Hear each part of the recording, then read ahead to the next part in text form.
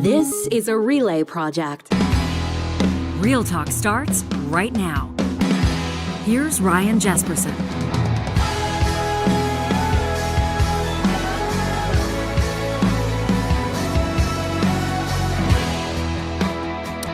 I want to welcome you to a Tuesday episode of Real Talk. Though it doesn't matter when you're listening to this, it'll be relevant and informative, my friends. I'm telling you, Jespo here, Johnny flying this plane alongside me, and one of our favorite things just a few moments before the show goes live.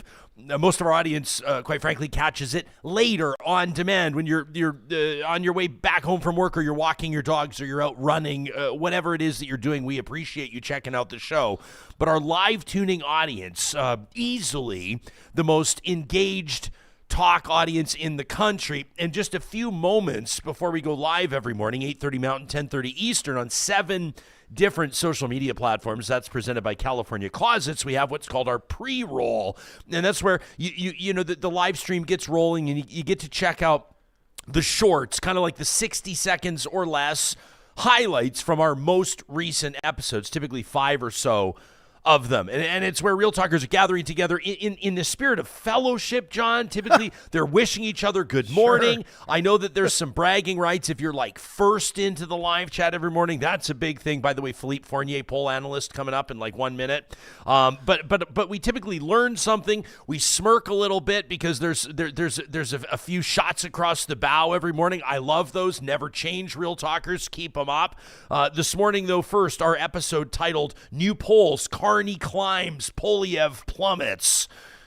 And right out of the gates, we have some folks here saying, like, we're predicting, for example, some Pierre Poilievre bashing, says one real talker. This is Lauren, who says, based on the title, I predict some Poilievre bashing is incoming. I want to let you know, Lauren, we never set out to just bash politicians. That's not how we roll. We're going to get into the numbers. We're going to tell you what the pollsters are determining, and then our good pal Philippe is going to analyze it.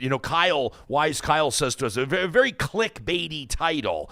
He says the average poll has conservative support down 3 to 5%. That's far from tanking. When people say to me that's clickbait, I will say we are literally trying to bait you to click.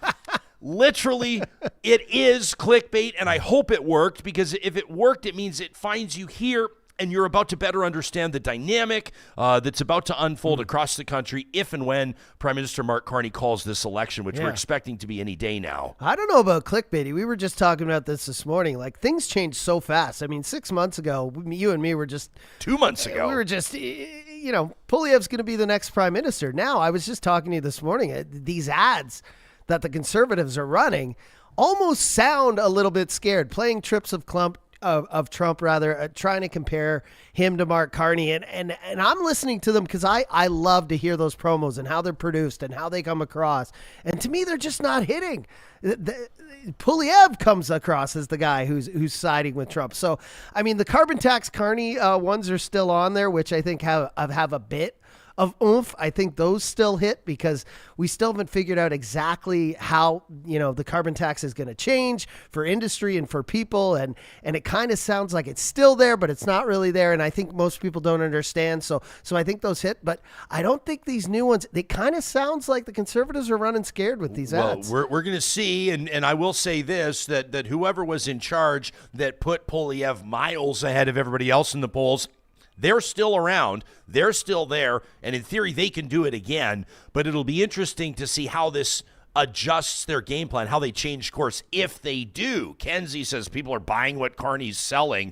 Horse Lake Ranch, quoting Mark Carney yesterday in Europe, media availability. Look inside of yourself, Rosemary. He's admonishing one of Canada's most prominent political talk hosts, of course, Rosemary Barton from the CBC. Horse Lake Ranch says the shine is wearing off Carney already. We talked about this with Supriya Dwivedi less than 24 hours ago, and we're going to rewind that. Horse Lake Ranch, you have my word. We've got the clip pulled. We're ready to talk about that because I think Carney kind of got into a fight he doesn't want to be in yesterday with political journalists on literally his second availability as prime minister since swearing in. Pretty interesting stuff. One other shout out, and I wanted to mention this from Cactus Sheriff, who's watching. We call it our Real Talk pre-roll. If you go back in our highlights, our shorts, you can watch them by subscribing to our YouTube channel. What are we, 40 subscribers away from 30 grand? Just about to crack 30. Can you guys get us there, please? Can you get us to 30,000? But there's this interview that we have, mind-blowing space business based out of Alberta. And this guy's talking to us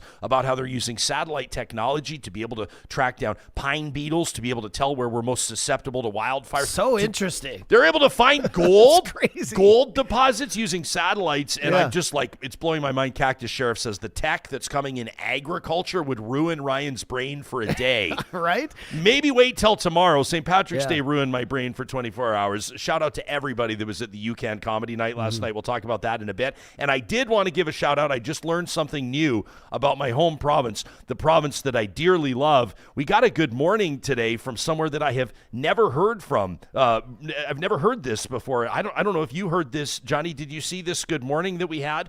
We had a good morning from somebody that is joining us today from Whiskey Gap, Alberta. Wow. How great is that? It's Corradetti Motorsports. They're tuned in this morning. They said, hello from Whiskey Gap, Alberta. I'm not ashamed to admit I Googled it because I've never heard of it before.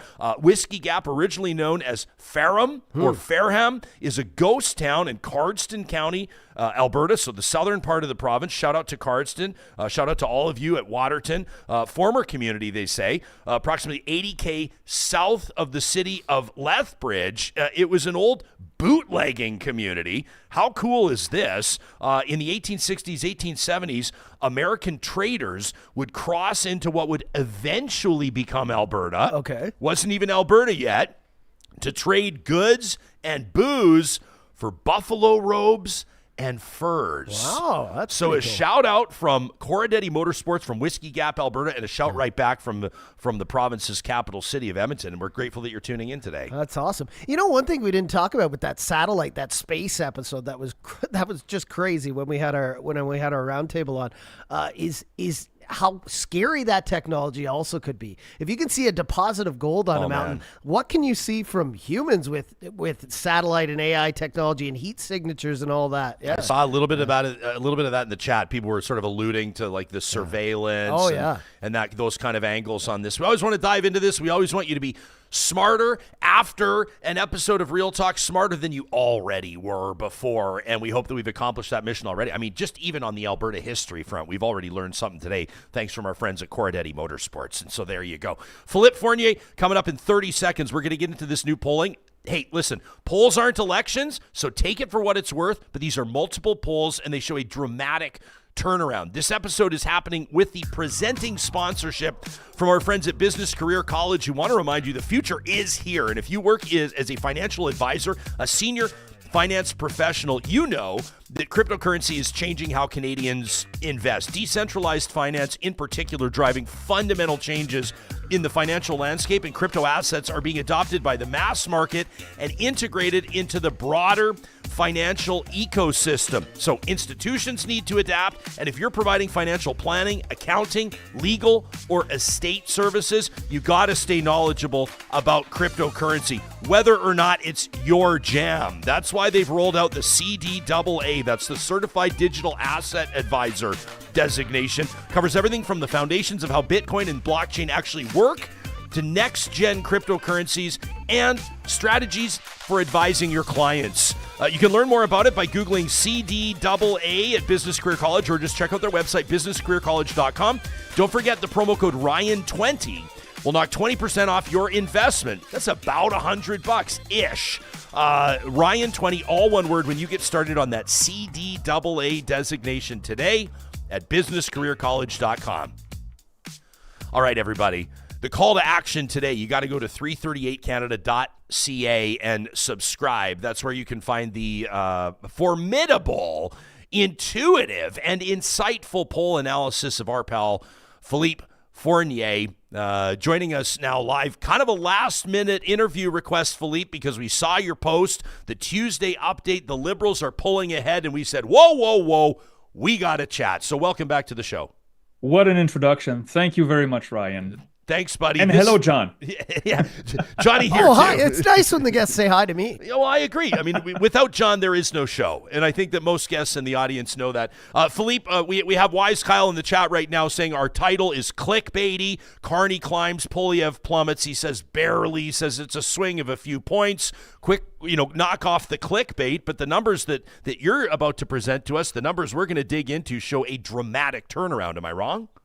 Oh, you're not wrong. And clickbaity is, of course, a very subjective term. Have the conservative cratered? Well, it's relative. But if you look at the numbers we had, not individual polls, but the weighted average of polls that is available on my website, 338canada.com, the conservatives in January were averaging 45% of support.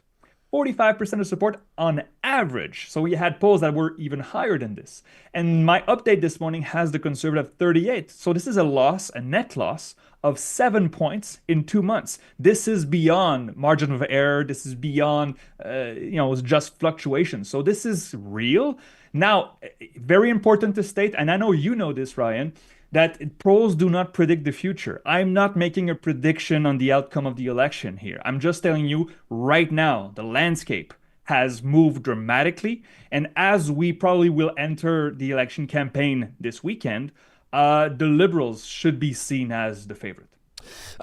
Cliff is watching on YouTube. What's up, Cliff? In our live chat powered by Park Power, says Mark Carney has risen due to him and Justin Trudeau taking up all the air over the past month. And if the House resumes, expect Poilievre to rise again as he gets more screen time and he's able to really lay the gears into Mark Carney. I do think that there's some insight there from Cliff. What do you think?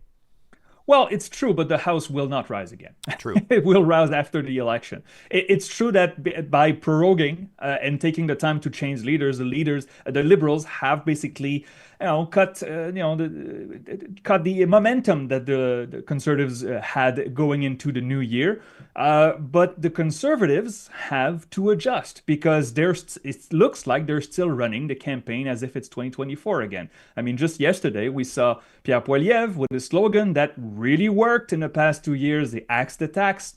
But when we look at the data, and I'm sure the Conservatives have internal data, when you look at the data, it's not top of mind right now. The top of mind is how to handle the Trump administration and how to protect the Canadian economy. And so I'm guessing that the Conservatives will pivot at some point when the campaign begins, but they have definitely lost the pre-campaign. So what is this like? Is this based on policy? Is this based on likability? Like you're the one that's analyzing why these numbers are turning like they're turning. What do you think is driving this? Well, that's a good question. I don't think we have this data yet, and we have to be careful with cause and effect with polls. Events tend to change their narrative, obviously, but I counted 3 factors that are, obvious. First, you remove a very unpopular prime minister at the end of his reign. Justin Trudeau leaves the Liberals. Right there, the Liberals can breathe a sigh of relief. He had terrible personal numbers in January when he announced his resignation. And then the leadership race for the Liberals perhaps was not the most exciting, but it did generate some interest. And obviously, south of the border, we have an American administration that is constantly not just putting tariffs on us, but threatening the Canada's sovereignty. And so Canadians will react on how politicians defend Canada.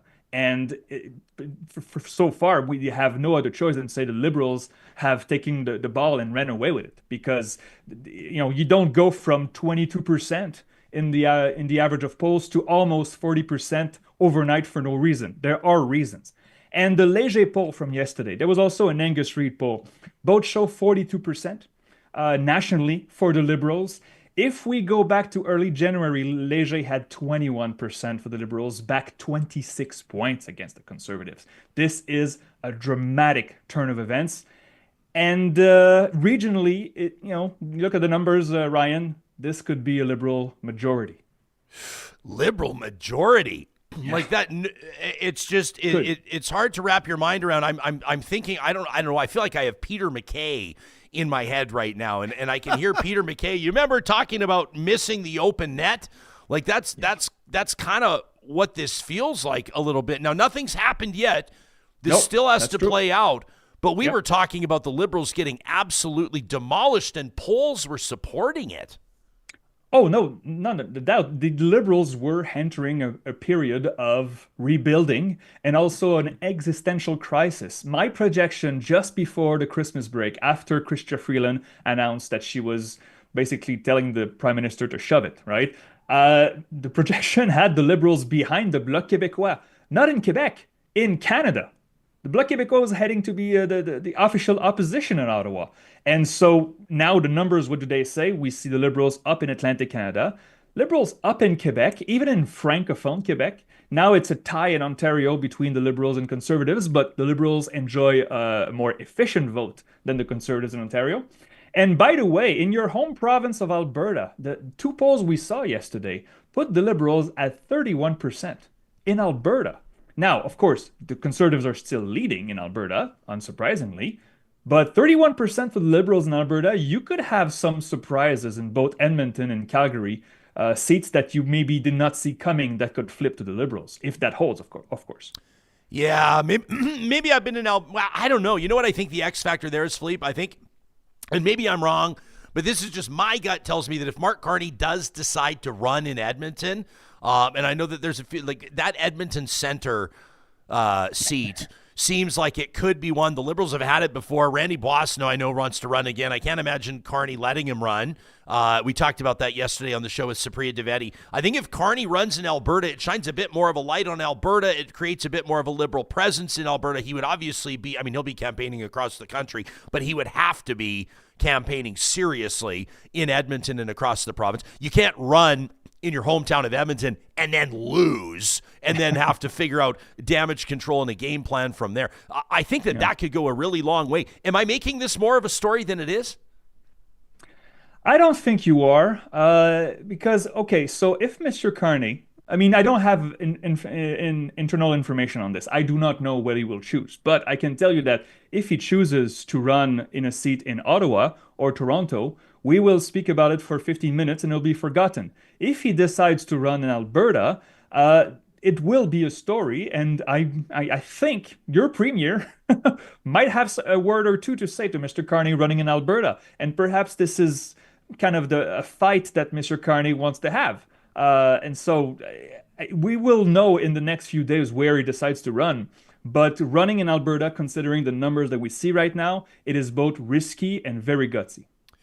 Yeah, you wonder if it's too risky. That's the only reason I can just think of like the what if he didn't win. By the way, Real Talkers to know we're going to be speaking to a former Conservative MP from that riding coming up on our Thursday episode, 2 episodes from now. If you're just joining us, we're talking to Philippe Fournier from 338 Canada. Erica is watching us in our live chat powered by Park Power. She says Mark Carney's bump in the polls, pretty typical. After a leadership race, honestly, nobody's really going to know how real this bump is until a general election. Until then, it's just fun speculation. I'll take the point, but I do think it's a little bit more than just fun speculation. How significant is it that Leger and Angus Reid, two different reputable firms, are landing on pretty much the same numbers?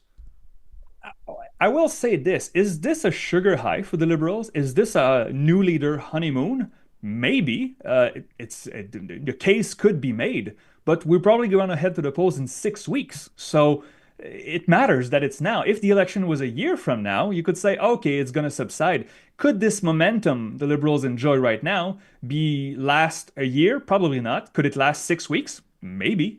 And so to answer your question, Ryan, 42% for the Liberals. We haven't seen the Liberals hitting the 40% mark since the height of the pandemic. It's been a while. And I follow the polls daily. They're all listed on my website. You can see the progression. We had the Conservatives in the upper 40s before Christmas, as I said, 46, 47 from several pollsters. Angus Reid Institute released a poll, the last poll of the Trudeau era, if you will. It was in the holidays. And it had the Liberals at 16% in third place behind the NDP and far, far behind the Conservatives. New poll from the same firm, same methodology, and you have the Liberals with a 5-point lead. You could put your head in the sand and say this is all fake and this is all just, a narrative change from the media. You could say that, but you could be surprised because federally, the pollsters in this country have performed very well in the last decade. So ignore the data at your own peril. Interesting comment here. Lawrence says Liberals now have a viable candidate, and with Trump, it's going to make it hard for conservatives. I guess, do we owe Jagmeet Singh and federal NDP supporters, do we owe federal Green supporters blocks? We're not even talking about these parties anymore. Obviously, this is something that'll maybe act as like smelling salts maybe for Pierre Poilievre, but what do these numbers do if you're Jagmeet Singh? What are the polls doing in the context of the federal NDP, who sort of acted as kingmaker, I guess, in a way, supporting the Trudeau minority government over the past while? Oh boy, these numbers are just very difficult for the NDP. Listen, we look at, again, Leger and Angus Reid, both released yesterday. Both have the NDP in single digits from coast to coast. Third in British Columbia, in 9% in Ontario, 10% in Atlantic Canada. If you take these numbers and you put them in a ballot box, the most likely scenario is the NDP does not reach the 12-seat threshold for official party status at the House of Commons, and it would be the NDP and not the Liberals that would go into a rebuild and maybe an existential crisis. We know that the NDP provincially, in many places in Canada, is successful to various degrees. But federally right now, they're just getting crushed in the numbers. I had, the Angus Reid Institute, during the Christmas break, as I said, we're at 21%, now 9%. That's a drop of 12 points in 3 months. So gosh, if you're that party that's experienced financial woes, I know that there was a lot of talk. The messaging from Pierre Poilievre was that Jagmeet Singh, they called him sellout Singh. They said he's not gonna vote non-confidence in this Trudeau government. He's not gonna send us to an election because he still has a few months of service before he qualifies for his federal pension. I always wanted to have a little bit more faith in federal political leaders that it would be a decision like that, whether or not to trigger a federal election and bring down a government, would be about more than whether or not you qualified for your pension. But I know that a big part of it for a lot of people was the financial reality that federal party, the NDP, was experiencing, like a second mortgage on their HQ to make sure they could meet their bills, like sort of wallowing in debt. That whole idea from sort of across the board. I know I'm painting kind of a tough picture here for that party, and I'm not trying to pile on, but it's not just one thing. It might not just be swapping out the leader.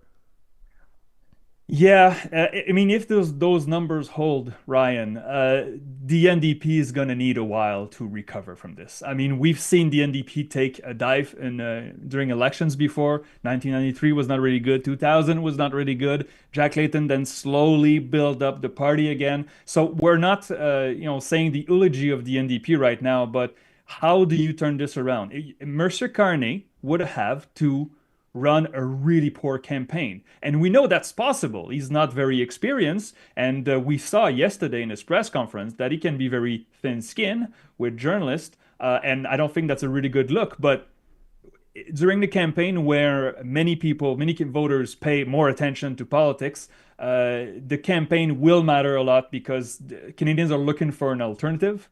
And that alternative has to give hope to Canadian voters. That's what they're looking for right now with the U.S. attacking our sovereignty. We'll see who comes out ahead. I don't make a prediction because I really don't know. I'm flabbergasted by these numbers, Ryan. I did not expect this. Had you told me around Christmas time, in March the election's going to be a toss-up, I'd be like, really? No, I know. No, it would be unbelievable. We wouldn't believe it, and maybe to a certain degree, a lot of the people that are going to be hearing this interview are going to be going, I'm going to have to see this to believe it. But I think that it certainly changes some of the narrative around what this election will look like, what this election is about, and ultimately how this election will be won. Hey, in the spirit, I'm asking slightly facetiously, but there's a question around your credibility here, and I would love to hit this head on if you're willing. Are you willing to take a tough question? Okay, so Vamp Fashion's here. This is kind of along the lines of people that want to see like Mark Carney's bank statements. They want to see who's paying Mark Carney. Vamp Fashion said, I would be fascinated to see Philippe's bank account statement and see all the deposit sources over the past 4 months. For the podcast listeners, you just rolled your eyes so hard, you just about gave yourself a migraine. He's implying, obviously, that you're on the take, that you're being Of course. paid to present the Liberals as the government, the majority government in waiting. What would you say to Vamp and others? God, I do not care who wins the election. I just want to be right in my projection. This is what I say. I've predicted NDP victories and provincially. I predicted Doug Ford's victory and all. Danielle Smith, Jason Kenney in 2019. I go with the numbers. My readers expect me to analyze the data coldly, and that's all I'll say. And if you want to look my bank account, you will see that Cégep de Saint-Laurent, my college, is still my main source of income because I teach astrophysics. So you can imply whatever the hell you want. Perhaps go in the real world a little bit. Thanks for taking the question. I just wanted to tee you up to remind everybody that you are an astrophysicist as well. Sometimes we forget to mention that. I'll also remind everybody that they can subscribe to your work and see it first, really dig into your analysis, which is second to none. There's a reason why we're so grateful that you joined us here on the show, Philippe, when we need this analysis. People can check out 338canada.ca. They can follow you on X as well at 338canada, and we'll link to both in the show notes. Thanks for doing this on short notice. Remarkable stuff.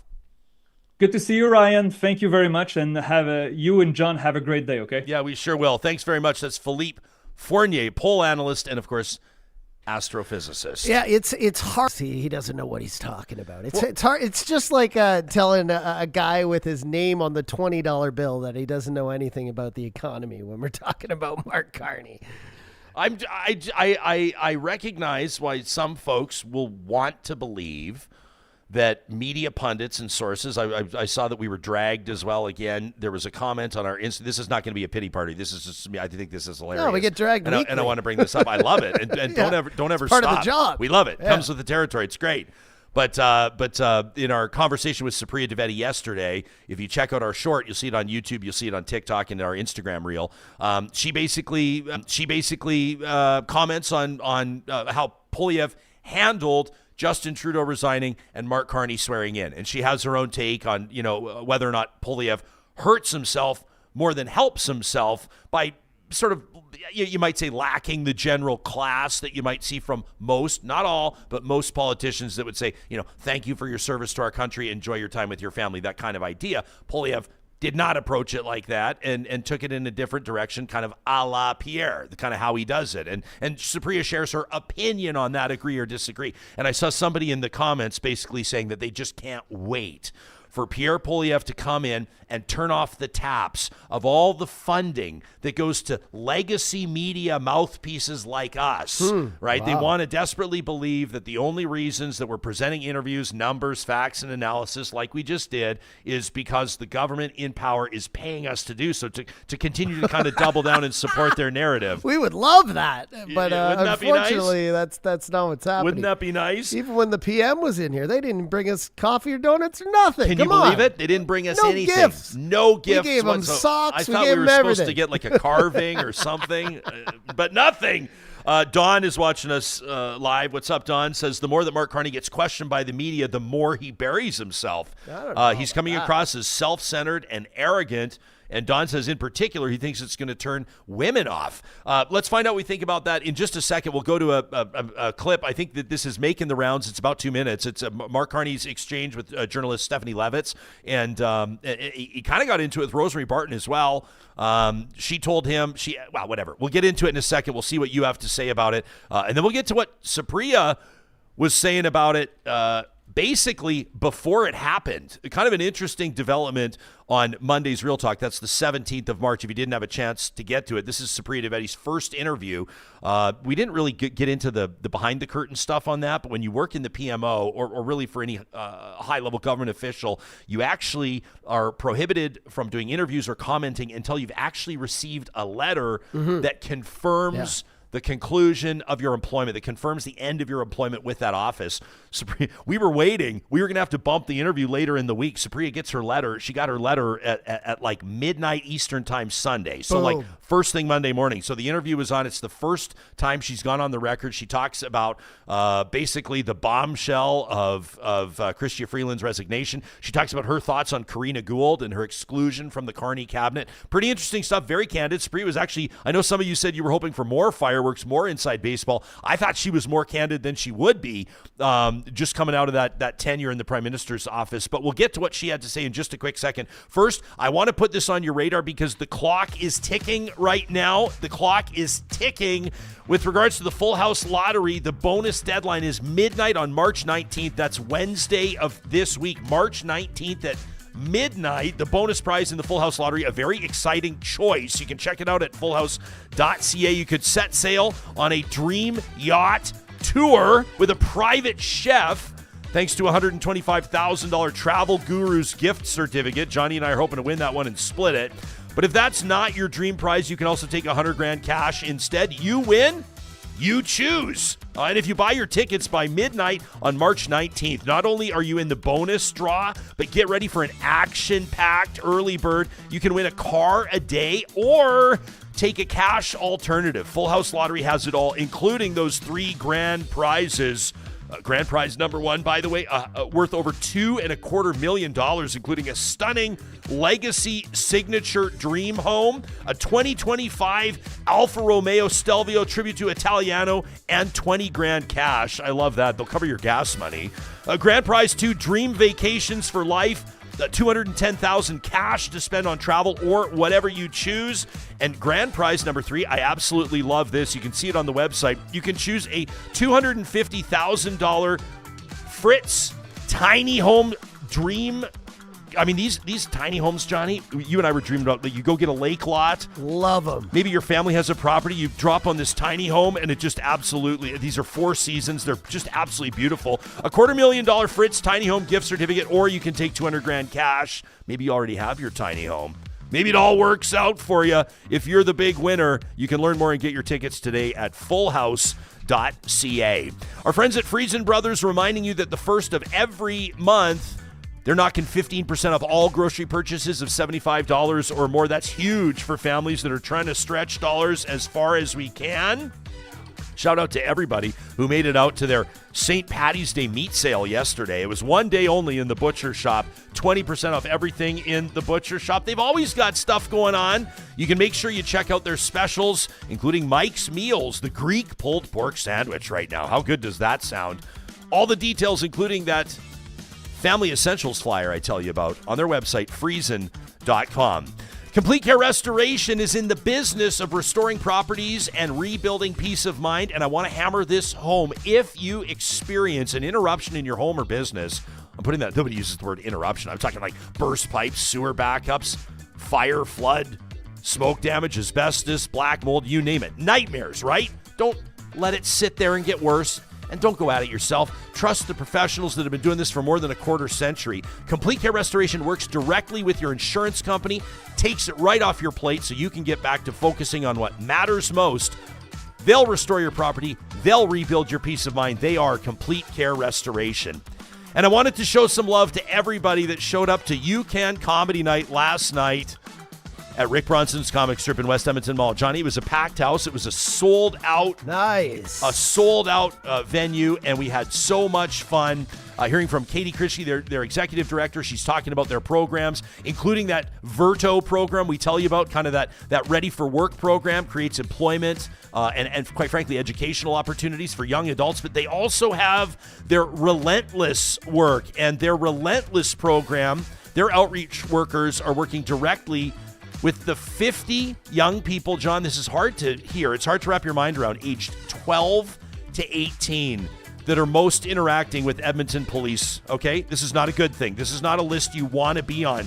But young people, as young as 12 years old, are in and out of the justice system, in many cases facing serious charges, and these Relentless outreach workers are helping them in some circumstances get the basics, like a roof over their head, like lunch to eat. The program receives referrals from the EPS Youth Unit. You can learn more about it at ucan.ca. But when you support UCAN Youth Services, you support crime reduction and another chance, a real chance at a better life for young people right here in the Metro Edmonton region. We're super proud to work with them. That's UCAN Youth Services at ucan.ca. Wanted to give a shout out to everybody, by the way, that participated in the live auction. We put up lunch. I'm going to be hosting a lunch. And then after we take everybody for lunch just up the street on 104th, Johnny, we're going to bring them back here and do a studio tour. Oh, nice. Yeah, and then we'll send them all on their way with Real Talk mugs. And I'm thrilled, thanks to Real Talkers, and I know some of you are going to be watching today that were there last night. Thanks to you, $4,400 raised for UCAN just based on that lunch auction, which was really, really encouraging. And we never want to let that stuff go without mentioning it, because when we ask you to show up to something and ask you to show your support and you do it, that means just an absolute ton to us. We got some great engagement on the live chat today, and a lot of you have a lot to say about what we just heard from Philippe and the stories that are making news right now. Chelsea the Ginge says a Liberal majority could be very interesting. They would not be under the thumb of the NDP as the current government was. It could allow them to be more balanced on climate and social issues. Interesting point on that. And then how about this? Russ says, I'm fine with media questioning Carney on possible conflicts of interest, but they need to be able to ask Pierre Poilievre the same. He's got investments too. I saw Barb Higgins, longtime Calgary news anchor. Barb is an institution in Calgary alongside Daryl Jans for many, many years. I saw her tweeting yesterday. She says, why is nobody out? She says, is it true that Pierre Poilievre is worth $25 million? And if so, how did he accrue that type of wealth on a politician's salary? These are questions that people have, and numbers get thrown out there, and nobody knows what's accurate and what's not. And it's the job of journalists to dig in. So Mark Carney is over in Europe, as we talked about, and he's meeting with political leaders over there. Obviously, invited Zelensky, the president of Ukraine, to attend the G7 summit in Alberta a little bit later on this year. That's a pretty interesting one that we'll be keeping an eye on. But a journalist by the name of Steph Levitz gets into it with Carney, questioning him about his financial disclosure, and it kind of goes sideways. It's actually a little bit awkward. It's a little bit tough to watch, Real Talkers. Let us know what you think about this. Madam. Mr. Carney, Stephanie Levitz with Globe and Mail. We understand that you have now placed your assets in a blind trust, so you don't know what's happening to them going forward, but you knew what they were going into that blind trust. So what are they? Look, Stephanie, I follow the rules of the Ethics Commissioner. I am following them well in advance of any of the requirements, as you know, because I know you know this. You know that these requirements come into effect in months.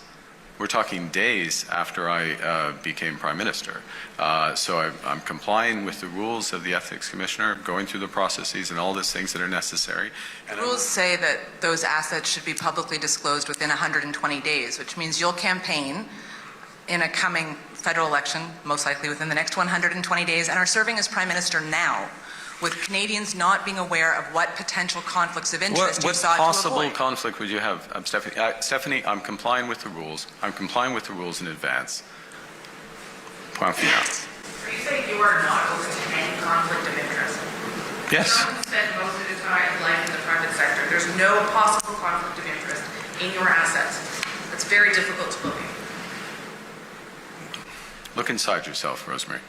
I mean, you start from a prior of conflict and ill will. I have served in the private sector. I have stood up for Canada. I have left my roles in the private sector at a time of crisis for our country. I'm complying with all the rules. Your line of questioning is trying to invent new rules. I'm complying with the rules that Parliament has laid out and the responsibilities of the Ethics Commissioner. And I will continue to comply with those rules. So that was Stephanie Levitz that you heard from the Globe and Mail first, and then Rosemary Barton from the CBC after that. And I think that, it's easy to understand and it's easy to see why opposition MPs and former MPs, conservative supporters in particular, were pouncing on this yesterday, talking about how Mark Carney kind of comes across, and it probably, to be honest, and I guess it's a guy saying that, I can't change that, but it probably lands with an even bigger thud because it's two female journalists. I don't know. The way that he uses their first names, the way that he tells Rosemary Barton to kind of look inside herself. Now, I know that Eileen's in our chat, and I see you, Eileen, and you make a good point. Eileen says Rosemary Barton's essentially accusing him of lying. Like, what's he supposed to say? And I get it. But Supriya Dwivedi, who was with us on the show literally like an hour before this went down, she texted me. And she said, when your girl is right, your girl is right. Here's what Supriya had to say. Like an hour before this went down, I asked her the question. I encourage you to watch the full interview if you didn't. It's the 17th of March. That's our episode. I asked her, what does Carney have to do to beat Poilievre? What does Poilievre have to do to beat Carney? And here is Supriya talking about how Carney could get really backed into a corner. If he were to needle Carney in terms of, just how successful he is, where his assets, how they're placed, how they're being managed, if there are any, conflicts that Canadians should be aware of. And I know Carney and his team have stated that they've, have everything cleared by the ethics commissioner. But I don't think that's going to stop Poilievre or any of his front bench MPs or any of the right-wing kind of media machine to not point that out. I do think that's fair game. I think and it's somewhat unfortunate that the Liberal leadership race was so truncated and so friendly because Carney didn't really receive any real jabs. He hasn't been tested. So if he's walking into a debate with Poilievre, which, would arguably happen at some point, or if he's going to become, and he already is, but if he's going to be on the receiving end of a rage machine or a disinfo machine, then they've got to be ready for it. And the other thing I would point out is that a guy like Carney, whether you're from business or you're from the tech world, the press that you kind of engage with is a lot more compliant. I don't know how I would put it. Like they're a lot more amicable, I guess. There's not that necessarily that adversarial sort of role that you see with a political press. And so he'd be well advised to not come across as snippy, because the last thing you want is for a Carney to not only be positioned by the opposition as somebody who's like an elitist, out of touch, flying on PJs everywhere before he got this gig, but he also is, comes across as snipey or snippy when he's interacting with local journalists or with the press gallery.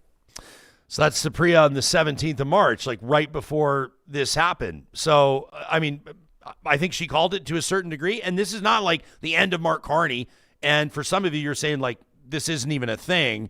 But I do think it's something that he's going to kind of have to be aware of is just how you come across. I mean, we'll jump into the live chat here, powered by Park Power. Park Power is your friendly local utilities provider. Lorraine says, yeah, like Rosie basically accuses him of lying. Emily says, I don't see anything wrong with what he says. Glenna says, Rosemary has to ask Pierre Poilievre the same thing. Interesting to see Rosie follow up from her account on X, from her Twitter account. She says this just after it happens, quote, I hope all the conservatives tweeting me or tweeting about me and my tough questions finally agree to appear on my program. They have an open invitation. She hashtags journalism. In other words, she wants to ask the same questions, but they're not granting interviews. I saw a comment from Astro Bear, by the way, earlier in our chat. Wanted to let you know, Astro Bear says, Jespo, you got to invite Poilievre on the show. Yeah, we've invited Poilievre on the show no fewer than 10 times, and we will continue to ask him, and I'm confident that at some point he'll grant an interview to the most prominent talk show in his home province of Alberta, but up until now, he has not. Dubious says, if Carney was a con man, he would just screen his journalists and not face any tough questions. Kind of like Trump and Pierre Poilievre and Danielle Smith all do. Smith, I don't know. I think Smith will take tough questions, although she hasn't lately, has she? She hasn't done a lot of interviews lately. Captain Coy says Carney is a good mansplainer. Idris says this is why so many good people don't go for public office. That was gross, that exchange. Idris says something needs to stink before you claim that somebody shit. That's a great phrase. I might steal that. Something has to stink before you claim somebody shit. And how about this from Sylvie, who says, Jespo, don't jump on the it was women thing. It had nothing to do with women. Hear me out. Here's my point. if we go back, and I know that I reference this from time to time because I think it was like a remarkable moment that would have been nothing in a different context in the 2015 provincial election in Alberta. You know the Jim Prentice comment, math is hard. Remember when he made that comment in the live televised debate? He made it to Rachel Notley, and it was like brutal for Jim Prentice, and it was brutal for the Conservatives. I don't know if that specific math is hard comment turned the tide of the election. I think the tides were already turning. That might have been the final nail in the coffin. I don't know. But I do think that if Jim Prentice had made that comment to like Brian Mason, leader of the NDP prior to Notley, I don't think that anybody would have just been like, one politician being a prick to another politician. I don't know. Maybe that's just the way it strikes me. I could be wrong. I have been wrong before. Krabby Chris says, I thought it landed fine. I didn't see it mansplaining at all. PNC Bio says, in my opinion, Poilievre is more vulnerable on this line of attack. How in the world has he ever made all that money? He's only ever worked in government. Mark Carney has obvious routes to accumulating assets. Mark Carney's rich. Mark Carney's smart. He's worked phenomenal jobs. His resume is impeccable, and he's rich. Pierre Poilievre does very well as well, owns a couple properties. Everybody's heard about his wife and their landlords and this, that, and the other. You can go into the rabbit hole if you want, and obviously has a pretty plum pension, right? Pierre Poilievre is one of those that qualified for a federal pension, like a full pension at like when he was 30 or like 31 or something like that. So I think that that's what a lot of people are referencing. How did the Carney thing land with you? Like, I understand why when you get asked the same thing and they're hammering away at it, he's frustrated in his initial media availability after swearing in as prime minister. He gets asked about it. He fires back with, I've already got my security clearance. When's Pierre going to get his security clearance? So we know kind of the angle he's going to take on that. A couple days later, he's asked about this again by two pretty prominent journalists over in Europe. Maybe he would have preferred questions about something else. So he gets maybe a little testy, but also Canadians are getting really their first look at Mark Carney. Maybe there were some updates back in the day when he was governor of the Bank of Canada. He'd do an update on the lending rate or inflation or something like that. But you never really saw him under the pressure that he's going to face as prime minister. No, and this was a snippet of that. Just keep your cool, man. Keep your cool. But you're right. He was pressed several times, and reporter basically calling him a liar in not so many words. So I get that, but he's got to learn to keep his cool. But I mean, the standards, if we're comparing, Pierre Poilievre, he fires off at the very first question in the same way that Mark Carney may have did there, or even worse. So I don't think it's horrible, but he's learning now, right? Like he is a full-on politician now. He's going to get asked hard questions. There's going to be innuendos in the air. He's going to be called a liar in not so many words. He's going to be called a bunch of things. And he knew that. He knew the airing of the questioning from the reporter. But my stance is just keep cool. Cooler heads prevail. Be the bigger man. I go back to, I was watching another, I won't say the name of the podcast, obviously, but, I was watching a podcast with some comedians, and Bobby Lee, one of my favorite Asian Canadians, he was talking about Shane Gillis. And he said, I love Shane Gillis, but he looks like he's been in the bathtub too long. Like he's bloated. And the host who was with Bobby Lee called up Shane Gillis on the phone. Oh, wow. And said, Shane, Bobby was saying this, and that. And Bobby was laying into, how comedians take the piss out of each other. And Shane answered the phone and said, he says, Shane, what do you think of this? And Shane said, I think nothing of this. I think Bobby Lee is the greatest comedian ever. He's one of my heroes. I love Bobby Lee. And Bobby Lee's face just went white, and he said, I love you too, got off the phone. But that, you got to take the high road. The high road is always better than getting frustrated, and this line of questioning definitely got Carney frustrated, and some of those cracks in the foundation, if you want to say, are being exposed. And he's just got, I'm sure his team after was like, hey, dial it down for the next one. But I do think the standards are different because Pierre Poilievre he's aggressive with every single question, especially from reporters who he doesn't like, especially from reporters who are putting in the air innuendos or metaphors or calling him things without actually saying it. So I think the standards are a little different, but we'll see as things keep going. Calgary mayoral candidate. If you missed his interview with us just a short time ago, find it in our archives. Jeremy Farkas, watching us live on YouTube right now, says this was such a predictable question to be asked, and it's pretty surprising that he wasn't prepared for it. Tracy says Carney kept his cool. He was firm with journalists, of whom have been rotten to the core to the former PM. Okay. I don't know. Ms. Katie says Carney's married to an economist. He's used to smart women. He was not being misogynistic. No one's saying misogynistic. I'm just saying I think that it made more news. Maybe I'm wrong. Redneck Philosopher says, you guys seem giddy that Carney appears to be increasing popularity. Sad, but not surprising. Literally the last 5 minutes have been critical of Mark Carney. So a Redneck Philosopher may be tuning in a little bit late. Krabby Chris says, I want Snippy. I don't want the Liberals to roll over anymore. Have some balls. That from Krabby Chris. I like the contrast, though. I think Carney's got, and I've said this to you before, as we're seeing more of him on the air, he's got a calmness about him that is different from Poilievre, who kind of seems like he's got his back against the wall, guns cocked and ready to shoot at all times. I like that Carney is relaxed. I like that he thinks before he speaks. He just doesn't react. So I did not like this exchange. I feel like I like that contrast, and it just makes for a better battle when we go to the election, that, one guy is kind of, level 10 and the other guy's kind of cool-headed. And that makes for great exchanges. If they're both just like dropping bombs and being belligerent, like, I can watch that on the Kardashians every day. Gizmo says Rosie Barton showed strong political bias in her questions to Carney. She has harmed her credibility. I absolutely disagree with that.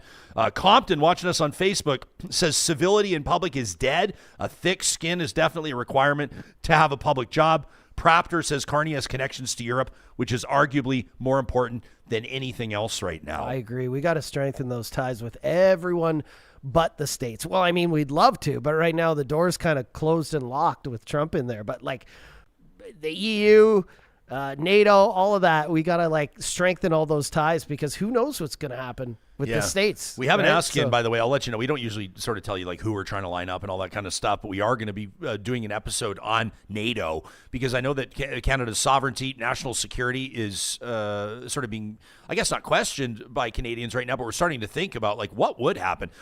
Crazier things have happened, and with Trump, it just seems like anything could happen, and he's talking about sending troops places, and this Article 5 with NATO is kind of interesting, which is basically, and NATO's got, off the top of my head, I should know this, but it's just under 40 member nations. I think it's 35 or 37 member nations. Some of them more prominent countries than others, including in the context of military. Obviously, the United States would be number one, but you've got France and Canada and England, the UK kind of idea, and then you've got I think it's Algeria and some other countries you don't really think of. But Article 5 says that if one NATO member comes under attack, NATO comes under attack. In other words, everybody jumps to it, everybody responds. And so when you're starting to talk about what seems like a preposterous and ridiculous conversation about armed conflict between Canada and the United States, come on, Greenland. But when you actually start to look at it and talk about it, you realize this would be let's realize what we're talking about. So it's something that I think is worth looking into. We're not calling it. It's not something I actually think would happen, but it's something that we're paying attention to. Speaking of Europe, how about this out of France? We'll get to this in a second. We'll take a quick break, and then we get did you see this? A politician, they want the Statue of Liberty back. Did you see this in the EU? They want the Statue of Liberty back.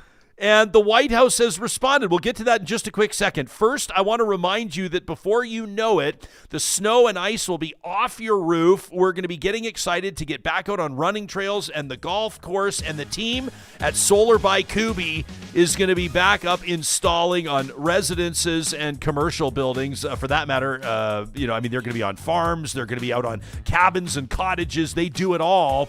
Getting those solar panels installed as more and more Canadians go green. Solar by Kubi is Western Canada's fastest growing solar installer with solar energy solutions to power your life. You can get a free solar quote today by checking out their website, kubi.ca. That's also where you can check out the careers link. If you have your ticket, if you're an apprentice, if you've worked in sales installation, they're hiring engineers right now. Some amazing opportunities lie in wait as more and more Canadians go green.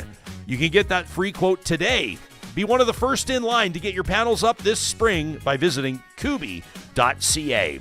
If you'd rather invest in the inside of your home this spring cleanup is a bigger mission to get organized, get decluttered, and be proud of your space. The number one first stop, the best move you can make is California Closets. This is a proudly Canadian-owned and operated family business, the best in the business at making the most of your space with their custom organizational systems. Whether it's a staircase you want to bring to life, it could be a boot room or a mud room, the front or back entry of your home. Maybe it's that dream walk-in closet you've always envisioned. Maybe one of those Murphy beds in your spare bedroom that's doubling as a home office. Nobody does it like California Closets, and their work is guaranteed for life. All of it manufactured right here in Alberta. You can request that free consultation today at californiaclosets.ca. Our friends at the Edmonton Chamber of Commerce want to remind you about the benefits of membership. We've been talking a lot about their recent events. They've got coffee with the Chamber. They had a sit-down for Chamber members to hear from Alberta's finance minister when the budget came out. And then they just had a sit-down with Edmonton's city manager, Eddie Robart. How cool is that? You can learn more by checking out the events link on their website, edmontonchamber.com. That's also where you can read about their advocacy impact. If you're running a business and you would like to be part of a bigger community to amplify your voice, the Edmonton Chamber of Commerce drives growth of the business community and boosts profitability of their member businesses by being their most innovative advocate, their most dedicated connector, and their most comprehensive service support provider. You can join as a member today, just like we did, by visiting edmontonchamber.com. We got James watching us live on X right now. What's up, James? And to everybody watching on Twitter, James says, Mark Carney's going to win a minority. That's my guess. That's the way it'll be.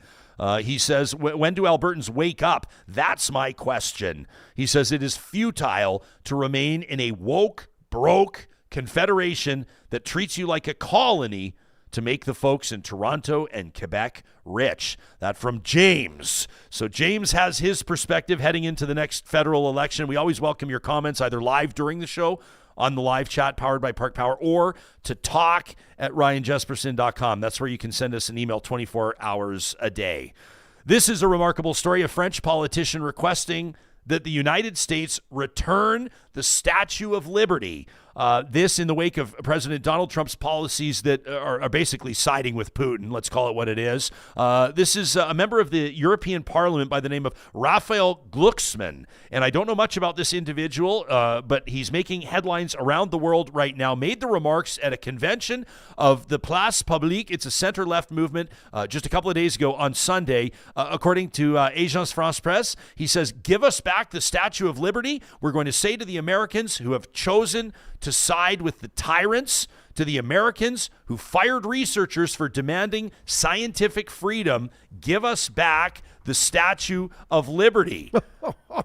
So the White House press secretary steps up, and this is, I think, Caroline Levitz, she's smirking, so I don't know that they're taking it seriously, but everybody needed to know what the White House might say about this, and here it is. Something different. There is now a member of the European Parliament from France who does not think the U.S. represents the values of the Statue of Liberty anymore. They want the Statue of Liberty back. So is President Trump going to send the Statue of Liberty back to France? Absolutely not. And my advice to that unnamed low-level French politician would be to remind them that it's only because of the United States of America that the French are not speaking German right now. So they should be very grateful to our great country. Kelly. Okay, so it is only thanks to the United States of America, and we will invade you, that the French are not speaking German right now, which to a certain degree is kind of sort of true. Of course. You know, kind of sort of true. Yeah. I just, for me, and I'm laughing because I can just imagine, like when tourists go to New York City, like one of the very first things that they'll go to see, or when you think of like imagery around the world, of course, of like what you think of the Eiffel Tower, you think of the Statue of Liberty, the Leaning Tower of Pisa, like what the pyramids, like there's kind of these, maybe Niagara Falls, I don't know, but I can just imagine Donald Trump just being like, you know what? They want the Statue of Liberty back. They can have it back, and sending out sending out whatever workers have not been fired by Elon Musk, whichever ones are left, with their jackhammers to start hitting that concrete base and to actually take it down and ship it back. Yeah. Or maybe just to sink it and create an artificial reef for divers just off the island. I don't know. Look, we don't need France. We don't need their baguettes. We don't need their statues. We got our own statues. We can make our own bread here. I want to bring all the bread back to America, and we don't need their statues. They can have their statue back. And but like, and I don't want to say something I shouldn't here, but I love how she says, you know, it's because of us you're not speaking German. But like, if Trump was in power back during World War I and II, I wonder if he'd support even spending all that money. I mean, right now, he's saying the war in Ukraine is a big waste of money. Who knows if he'd even support having military action, right? So PNC Bio says she does realize that if it weren't for the French, they'd all be speaking with an English accent. I like that. Adding another layer onto this. Who was it? What you said that this press secretary is not going to last very long? That was Bunny Slippers. You never know. You remember, like press secretaries, some of them have a decent run, but it's not a long-term gig. Like even the best ones are usually there for 18 months, in and out. But you remember Anthony Scaramucci? The Mooch? He was my favorite out of all of them, and I would love to see him rise again and have a shot at it. Sure. I think he had 10 days on the job. Yeah. I apologize, Real Talkers, for my horrible Trump impression there. Yeah, it was. I mean, it wasn't your best, but we get what you're. You know, we're a supportive community here, John. Justin says that's not even an original comeback from here. It's not even an original comeback. We ask you for your thoughts and for your emails, and obviously when we do, we want to make sure that we take some time to get to them and do justice to the time that it takes to put all these thoughts down. And we got a great email here. There's still some stories we want to touch on. Obviously, leaked documents in Alberta have significant implications on oil and gas cleanup. That's a story that we're following. And I don't know if you saw that brewers in Canada are about to be hit with a double whammy on tariffs. Have you seen this? Yeah. That's another story we're following for selfish reasons, because it seems like everybody's beer is going to cost a little bit more. Just $330 million, they're saying, this double tariff on aluminum. So it's like a tariff on aluminum, and then it's a tariff on importing flattened aluminum, which is basically like what the cans are. And so obviously I think a lot of brewers, and we're going to work on this story, we'll do more than speculate on it. We'll talk to people who own breweries. But they're going to either try to source cans from somewhere else if they can, or this is going to cost them dearly, $330 million. Square at Canada's brewers. But we got a response from Char, who wrote into the show, and I wanted to read this email. She says, I just love Real Talk, and she says I've been listening to some past episodes and kind of have a take on all of it, everything you guys have been talking about. She says, Doug Ford, Premier of Ontario, these export surcharges have sent the U.S. into panic mode. Ford's really been making headlines with this, in particular on electricity. She says, forcing the Americans to negotiate. The U.S. Secretary of Commerce quickly reached out to Canada, proving that economic pressure does work. She says Ford has showed strong leadership by taking decisive action, demonstrating that Canada does not have to tolerate American economic bullying, and he's proving that surcharges on energy are the best way to respond to Trump's manipulation. The president previously pressured Canada to spend $1.3 billion to protect that border, falsely blaming us for a surge in fentanyl deaths. In reality, says Char, more drugs, guns, and illegal immigrants are flowing from the U.S. into Canada than vice versa, and America must address its own problems as opposed to shifting blame. She says, I think that every province should follow Ford's example by imposing surcharges on exports. Oil, gas, lumber, potash, energy, 10 to 25% would send a clear message. High gas prices can end a presidency, and Donald Trump needs to feel the pressure. Says Char, yet Alberta's Premier Danielle Smith is refusing to act, claiming it would cost jobs. But Ford's strategy forced the states to get to the table and avoid job losses. Instead, Alberta's premier is pandering to MAGA extremists, speaking at this Florida conference that's coming up with Ben Shapiro, funded by Alberta taxpayers. The Americans see themselves as superior, and only strong action will change their attitudes. Char says, I'm imploring my fellow Real Talkers, my fellow Canadians, to see through the rhetoric. This is not about partisanship. It's about national sovereignty. We've got to pressure our leaders, including the Premier of Alberta, to act in Canada's best interests. Weak leadership invites further U.S. economic attacks, but we can prove that we have leverage. Doug Ford has. Canadians need to realize Donald Trump uses our humanitarian values against us. He did that to manipulate us into protecting their border, and he did that with Ford for threatening to pull the plug on energy, playing the victim card. This is not tit for tat. It's the only way to get through to him. Furthermore, Char says First Nations must mobilize and put Premier Smith in her place. She seems to forget the 4 treaties with First Nations in Alberta made with the Crown precede her own self-interests and those of the minority MAGA Maples. Meantime, how about our Maple MAGA flamethrower from Friday? That was fantastic for people that didn't check it out. Make sure you check that out on our YouTube channel. Meantime, Trump has billionaires, says Char, backing him who control media, who control social platforms, spreading disinformation to divide and manipulate. Through media control, targeted misinformation, they're creating fear, division, and distrust among Canadians, weakening our ability to unite against U.S. pressure. I feel like this is like a rally speech, a rally cry from Char. She says political interference is real, as seen with Elon Musk meddling in Germany's elections. With Canada's leadership transition approaching, we're at our most vulnerable state for political and eventual economic annexation. We must stay aware and resist these tactics. She says the president of the United States has spent his entire career manipulating business and government. He was notorious for breaching contracts by refusing to pay contractors, and he's now transferring those tactics to how he's handling foreign policy, ignoring trade agreements as an example. She's not wrong. One contractor who was owed $500,000 for plumbing work removed his installation after Trump refused to pay, and facing an urgent deadline, Trump paid. This is proof he'll only cooperate when backed into a corner. And if the president retaliates, Canada must reduce exports. He preys on weakness. We must not show it. History proves what happens when powerful nations exploit weaker ones. Germany's treatment of Poland is a stark example. The U.S. is now being monitored by global human rights organizations. Trump is stripping Americans of their rights. If this is how they treat their own citizens, how will they treat Canadians?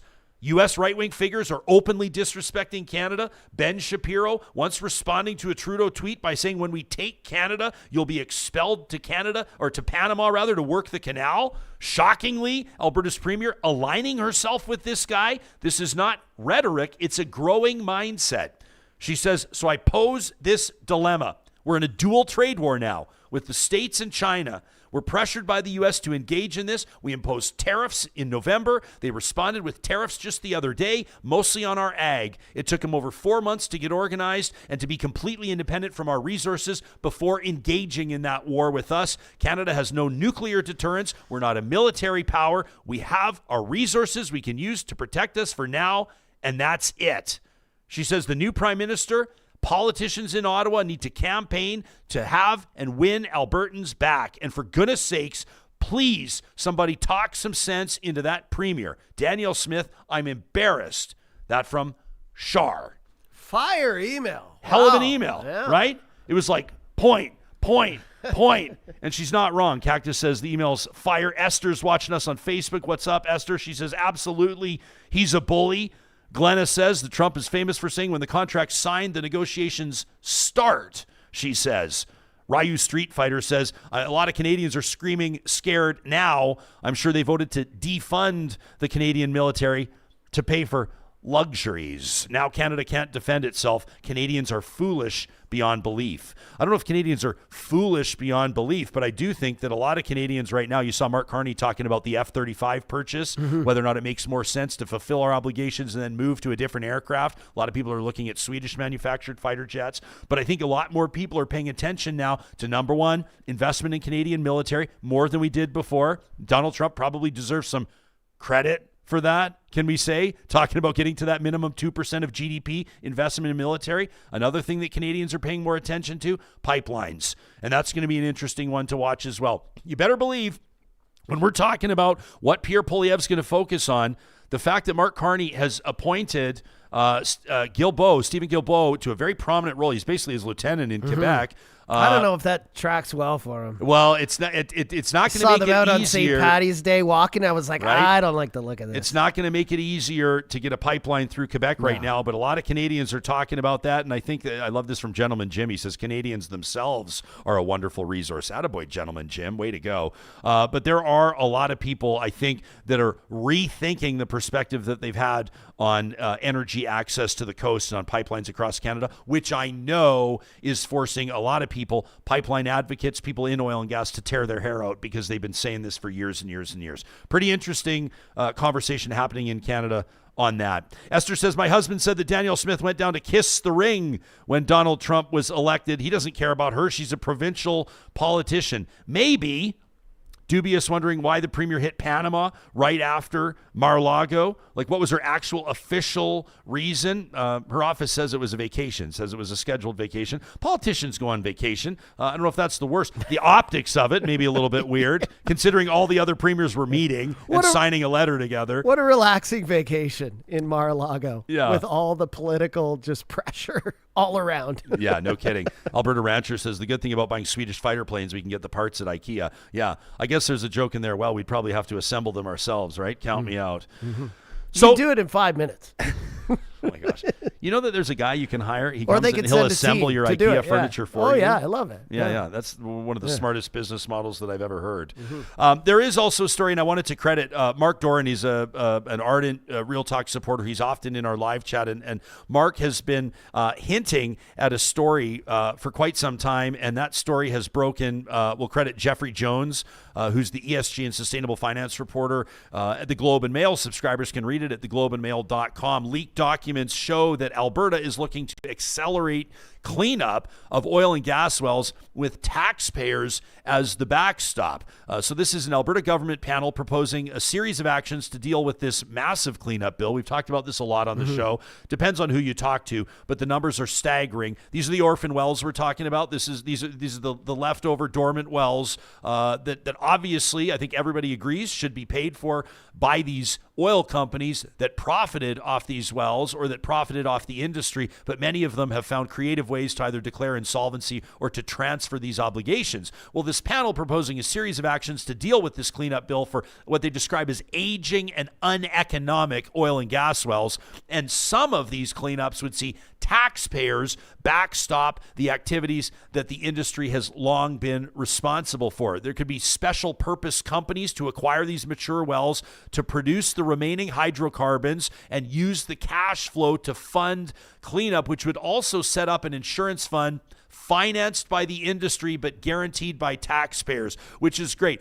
What you want to do here is you wait until what you do with insurance is you wait till you're completely screwed, and then now I gotta sign up. You go out and then you try to find a way to fix the problem. And obviously what you do as champions in Alberta in particular of free enterprise and business is you go to the public and you have the public by way of taxpayer dollars make sure that everything's backstopped, because fair is fair, right, everybody? So this is a draft report that's been leaked of a process to create what the province calls a mature asset strategy.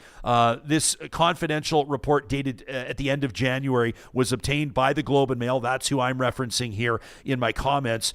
Right now, companies are legally required to plug these spent wells and to reclaim the land, but the ballooning, underfunded cleanup liabilities have fueled significant friction. That's one way to put it, between the industry, government, and in particular, rural municipalities who claim they are owed more than $250 million in unpaid taxes from energy companies. Like that.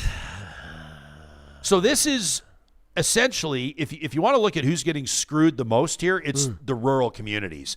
And it's the rural residents of Alberta who, in good faith, many of you, I know landowners, ranchers, farmers, and landowners have welcomed some of this infrastructure onto your land, and it's proven to be an absolute nightmare right now. We welcome your comments as well. This is a story that we're following, and we will continue to bring you updates there and analysis. Obviously, Alberta needs to take action on this, right? I mean, I see some of you in the chat, and this is not the first time I've seen a comment like this, but you know, Don says, has anybody ever suggested that these abandoned wells are actually not presenting an environmental problem? I think we'd find they're not. I bet you that some of them are not, and I bet you that some of them really are, but I don't think that it's the type of situation. When we talk a lot, especially conservatives, we talk a lot about our children and our grandchildren and our grandchildren's grandchildren in the context of what? Debt accrual, right? We take a look at like Justin Trudeau in COVID and the national debt skyrockets, and Pierre Poilievre hones in and says, Justin Trudeau is creating a problem for your grandchildren's grandchildren. And then we look at orphan wells and we say, they're probably not creating an environmental issue anyway, so let's not worry about it. That's not prudent environmental stewardship. That's not the attitude that we've had in the world that we leave for those that come after us, is it? Plus, if the whole justification for the provincial government imposing a moratorium, which has now been lifted, on wind and solar, a moratorium on renewables. And a big part of that was the blight on the landscape, right? They didn't like the aesthetics of these big wind turbines. They don't like the aesthetics of these solar farms. What about all these old pump jacks? What about all these old wells? Like, are we cool with just leaving them around as Canadiana, as like a reminder of what built Alberta? Come on, you guys. You can't actually believe that. I want to shout out some of our super chat contributors today, including Renee, who tossed $14 in there. Renee, thanks very much. Renee says, fuck the F-35. We should resurrect the Avro Arrow. I think that's a fantastic idea. And you can watch a documentary on why the Avro Arrow never really got off the ground. Yeah. But I know that was one that a lot of Canadians would have loved to see. A sense of national pride, a fighter jet actually manufactured right here. Also wanted to shout out Les and Super Chat Ken, who have kicked in this morning. We sure appreciate that. There's never any pressure, but it means a lot to us. Ken referencing the critic that was calling us legacy media that was paid by the government dime. Ken says, only fools and the government would give money to this show, and here's my money. So thank you very much, Super Chat Ken. We sure appreciate that. Do you work for the government, Ken? Is that why? Yeah, I know that's you're not right. a fool. Yeah, he's transferring his $5 from his government account. Absolutely. Hey, before we go any further, speaking of finances, speaking of investments, and speaking of market volatility, if you're one of those Canadians, in particular in Alberta right now, that's watching the world around you and you can't help but wonder what all of this uncertainty and market movement is doing to your investments, I want to talk to you about securing your financial future with North Road Investment Council. Whether you're planning for retirement, growing your wealth, or navigating complex markets, North Road Council's, their investment council's team of experts, crafts personalized strategies for investing, financial planning, insurance, and something they do that really nobody else does, digital risk advisory. They have a specific teammate whose only job is to work with their clients on digital risk advice. How great is that? Through their program, they'll advise you on ways to make better and safer choices in your digitally connected life. You can actually take their digital risk quiz today by visiting their website. You might learn something, it takes 45 seconds, and it'll connect you with Marshall, Carrie, and the team at North Road Investment Council. You can check them out online at northroadic.com. Nice to see Mark Doran in the chat actually right now as we're talking about these orphan wells. Mark has been on the show before. You can Google his appearances here. He's the founder and the face of the Polluter Pay Federation, and I know that Mark will have comments moving forward on the orphan well cleanup. So that's something obviously that we'll keep an eye on. Johnny, before we go, we did want to remind Real Talkers one final time, and we're starting to see registration, which is exciting, but we could be doing a little bit better right now. I'm going to be honest with you when it comes to our Real Talk Golf Classic. All right, the Real Talk Golf Classic goes Thursday, June 19th of this year. Obviously, it's a 2 p.m. shotgun start at the Ranch Golf and Country Club.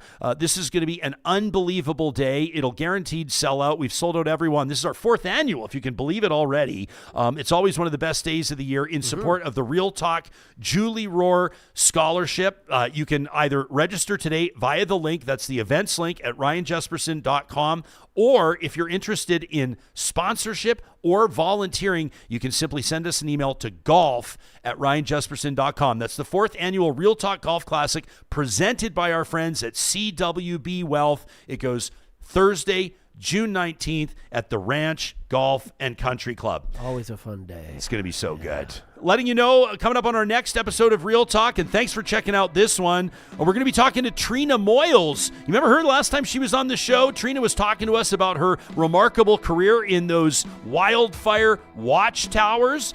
She told us she was working on a new book about bears and human interaction with bears, and obviously more people in Alberta talking about that now that hunting regulations are changing. We'll get a first-hand perspective from Trina on Wednesday's show. James Cumming, former MP, on Thursday. We'll see you then.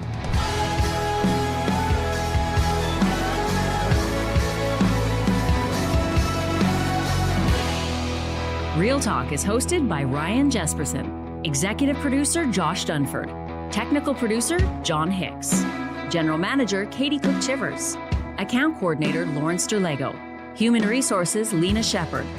Website design, Mike Johnston. Voiceover by me, Carrie Skelton.